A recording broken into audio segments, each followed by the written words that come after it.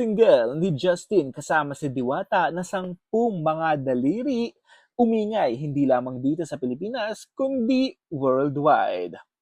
Out noong January 24 ang kanilang single na 10 mga daliri at kinabukasan meron kaagad silang official music video na mapapanood sa YouTube. Kaya naman ito sa Ireland, sa UK, sa Spain, sa Italy, grabe din talaga. iTunes peak position po ito mga kaibigan. Kaya naman makikita natin na marami talagang nagli-listen o nakikinig sa 10 mga daliri. Napakaganda rin kasi mellow and yung kanta napakasakit. Di mo alam kung ano ang mafe-feel mo, di ba? Kaya naman numero 1 ito sa iTunes. Ayan, di ba? Kaya naman sa mga hindi pa naka-purchase, mag-purchase na.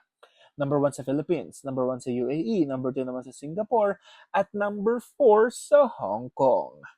Ayan naman, di ba? So, ngayong January 26, update, number 3 ngayon, ang kanilang kanta. Ayan, di ba? 10 mga daliri. Napakaganda rin ang kanilang album art. Yung single cover nila, no? Talagang colorful, very creative talaga. At number 58 iTunes chart naman worldwide. Congratulations to Diwata and Justin. Hindi lamang yan.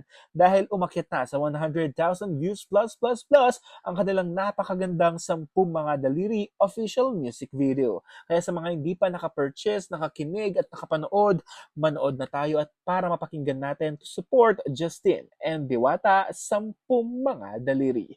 This has been Mr. P-Pop Fanboy. Thank you for watching. Please do like and subscribe.